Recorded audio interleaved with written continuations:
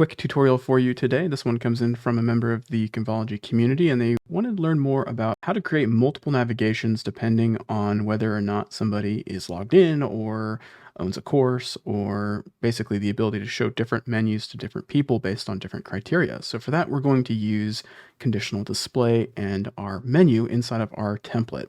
So we're just inside of a page template here, could be a post template, however you want to access the header of your site. So we're going to go into our template, edit our header. Now here in our header, we have a custom menu element. All I did was dragged in a custom menu and chose custom menu to be built inside of Thrive instead of in the backend of WordPress. So you can see here we just have a basic default menu that I've added a couple of things to that you might find on a typical website. Now by default, custom menus support conditional display. So you can see with my menu, custom menu selected in the breadcrumbs, on the left-hand side here, I can go to conditional display. If this was my default version of my menu, maybe the menu that a random person who comes to my website sees, maybe I want to change that for somebody that owns a course. So I'm going to duplicate my default display to give us a starting point. And now you can see I have a second version of this menu. We're going to give that a name. We'll call this one logged in. So this will be the menu that a logged in user sees. And it's gray because I don't have it selected.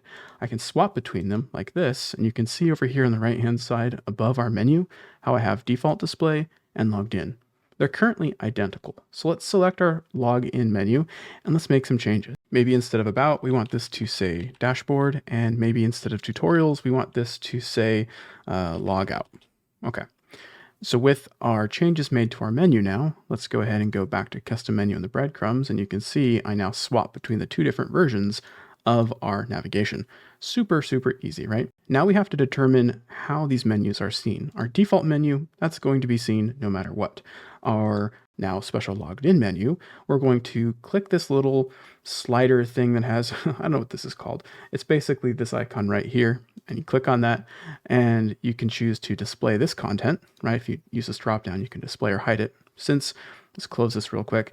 Look at this section here. Think of it like layers in Photoshop or layers in Canva or whatever program you use. The one on top is the one that will be seen unless rules are applied to it. So our default display is default, and our logged in one will be shown if the criteria that we set is true.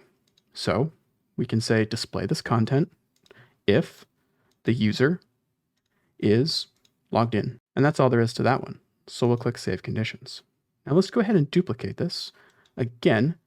And so we'll drag this like a layer. We'll edit our duplicate here, and we'll call this one members, right? Maybe these are the members of our membership. Select that navigation.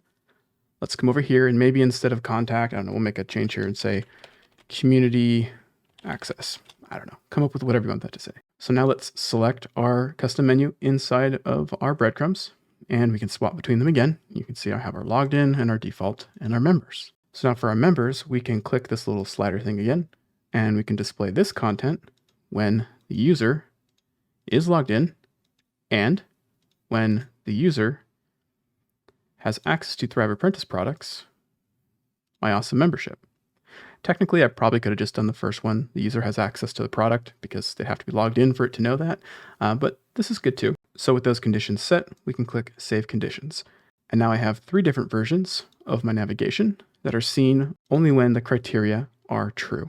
And because I get asked this question a lot, little bonus tip here, if we select the logout option right here, you can see on the left-hand side, when we go to add a link to this, if you want this to be a logout link, all you have to do is click the dynamic link button here under main options above the target URL.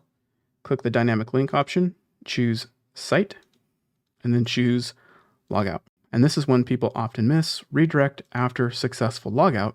You can send them wherever they want to go. Little bonus tip for you inside of creating a custom navigation.